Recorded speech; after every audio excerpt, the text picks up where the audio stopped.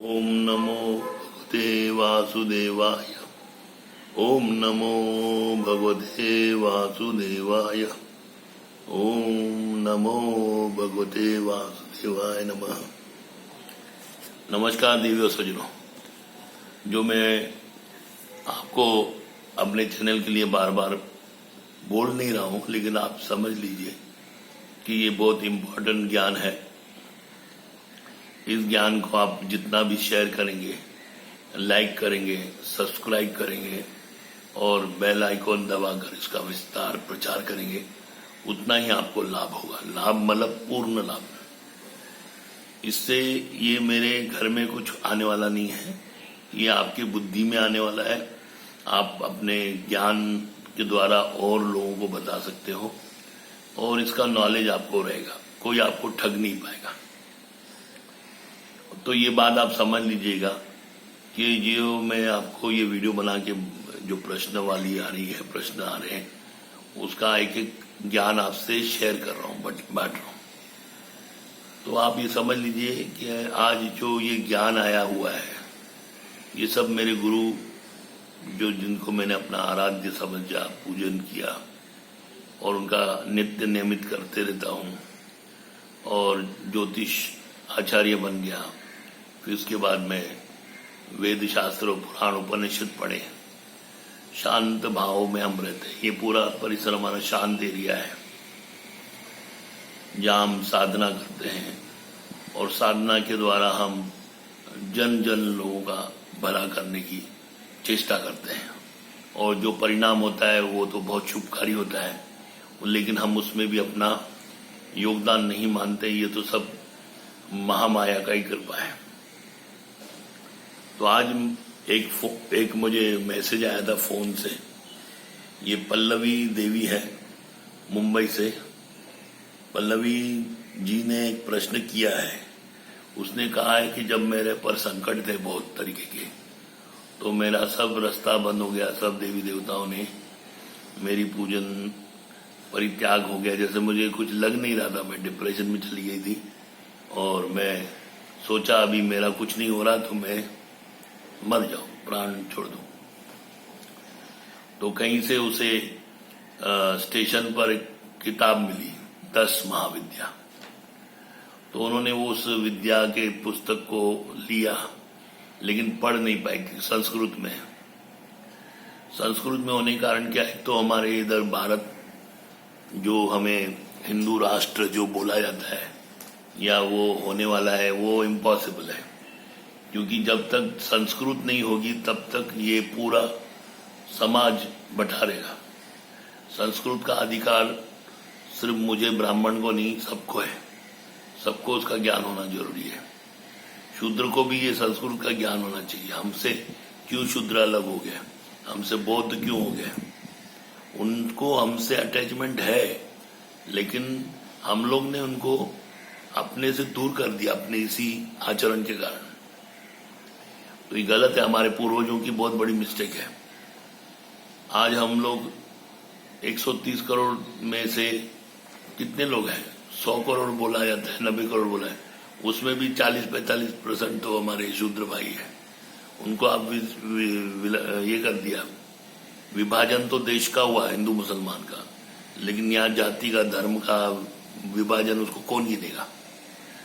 तो ये संस्कृत जो है, ये हमारी मातृभाषा है, ये जग जननी भाषा है।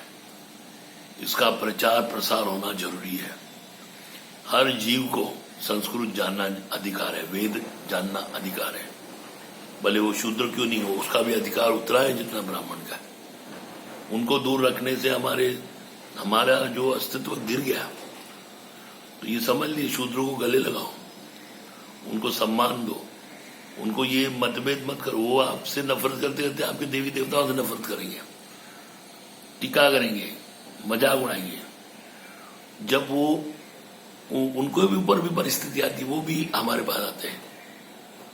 परिस्थिति सब पर खराब आती है, मुस्लिम पर भी आती है, क्रिश्चियन पर भी आती है, शूद्रों पर भी आती है, जूस पर भी आती है, जैनियों पर भी आती है, हिंदुओं पर भी आती है। तो उस टाइम कोई उसका साथ नहीं देता है। रिश्तेदार भाई या हिंदू महंत या मौलाना या कोई साथ नहीं देता है, उसकी खुद की लड़ाई रहती है, वो डिप्रेशन में चला जाता है। तभी एक मनुष्य की जो व्यथा है, पीड़ा है, वो अपनी पीड़ा डिस्कस करने के लिए एक प्रामाणिक लोगों के पास जाता है कि भाई मैं इस तकलीफ में हूं, मेरा सब कुछ हार गया है, या पत्नी या बच्चे या जो भी उसका प्रॉब्लम है वो आके डिस्कस करता है। उस वक्त उसको कोई भक्ति अच्छी नहीं लगती है, कोई खाना अच्छा नहीं लगता है, कोई काम अच्छा नहीं लगता है, वो अपने आप को एक टूटा हुआ सितारा समझता है। तो उसी तरीके से ये जो प्रश्न आया है, ऐसी भगनी ने हमको प्रश्न दिया है जो टूटे हुए सितारे समान है, डिप्रेशन में है, लेकिन उन्हें एक चिराग की रोशनी मिली, उन्होंने ये प्रश्न मुझसे पूछा है। मैं उनका प्रश्न का आदर करता हूं। 10 महाविद्या काय आहे, मराठी में पूछा है, लेकिन मैं हिंदी में इसका ट्रांसलेट करता हूं। 10 महाविद्या क्या है? ये देवी का विस्तार बताइए, इनका उपयोग, गुण, चरित्र, सदुपयोग, इसका अवतार का कारण क्या है, इसका प्रकट कब हुआ, कैसे हुआ, और इनसे हमें इस काल में क्या फायदा हो सकता है। नमस्कार प्रलनीवी जी, पहले तो आप ये अपने डिप्रेशन के मन को दूर कीजिए, क्योंकि ये गुण बात है, ये जो 10 महाविद्या का गुण बात है, जो कि सतयुग में नहीं, द्वापर में नहीं, त्रेता में नहीं बताया गया है। त्रेता के में देवी का विस्तार हुआ है, लेकिन कब? उसके बाद जो ज्यादा विस्तार हुआ था, जैसे अभी रावण की कुल स्वामिनी थी निकुंबला देवी, जिसका मेघनाथ यज्ञ करने जा रहा था, तांत्रिक अनुष्ठान, उससे वो उसको एक रथ मिलने वाला था, उस रथ से वो अजय हो जाता था मेघनाथ, तो उसको राम लक्ष्मण क्या कोई नहीं मार सकता था, खुद भगवान नहीं मार सकते थे, ऐसा मतलब उन देवियों का प्रभाव था। तो इतना दिग्विजय होने के बाद तो हनुमान और विभीषण ने उसको लंका के टेकड़ी पर जाके उसको रोका, उसका वो यज्ञ खंडित किया, और उसमें बंदरों लोगों ने पेशाब किया, थूका, और उस यज्ञ को अपवित्र करने के बाद उसकी लक्ष्मण द्वारा मृत्यु हुई। तो इतना मतलब रावण से भी ज्यादा शक्तिशाली मेघनाथ हो जाता था। तो 10 महाविद्या के बारे में पल्लवी जी ने जो क्वेश्चन किया है, ये रात्रि की देवी है। मैंने अभी पिछले वीडियो में बताया था कि एक ऐसे लोक है जहां रात्रि है, नाइट है। जो हमारा कलयुग भी है वो भी इन्हीं श्रृंखला में आता है। ये भी नाइट है, लेकिन नाइट का सवेरा है।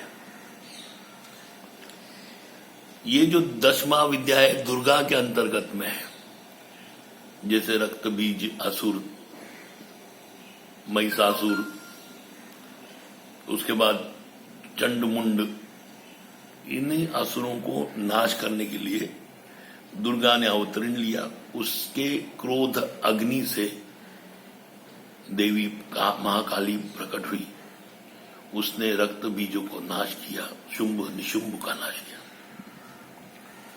तो ये सप्तशक्ति चंडिका कवच में, उसके दुर्गा सप्तशक्ति स्तोत्र में, उसके अध्याय में कहा गया है।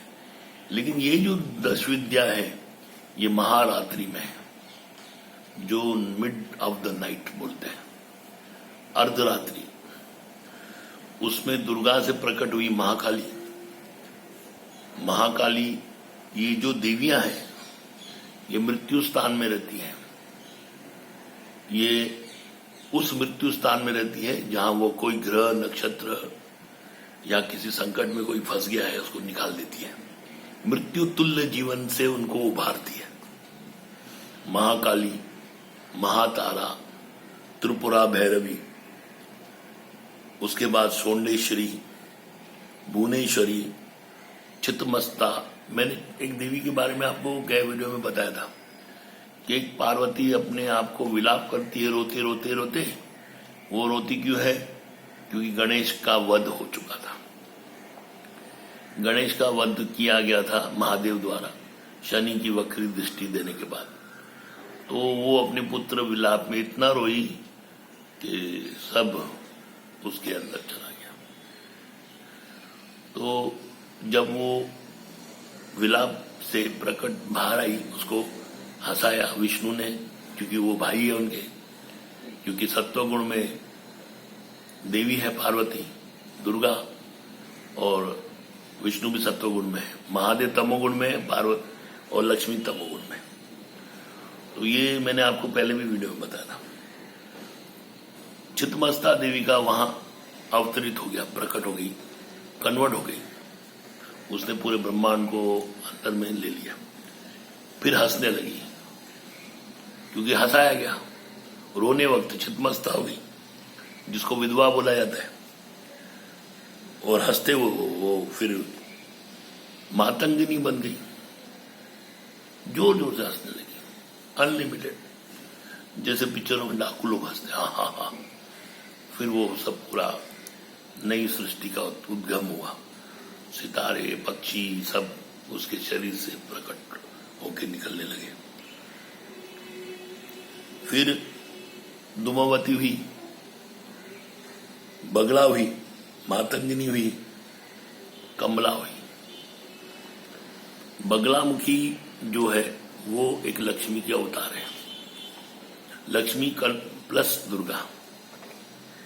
कमला लक्ष्मी प्लस कुलक्ष्मी।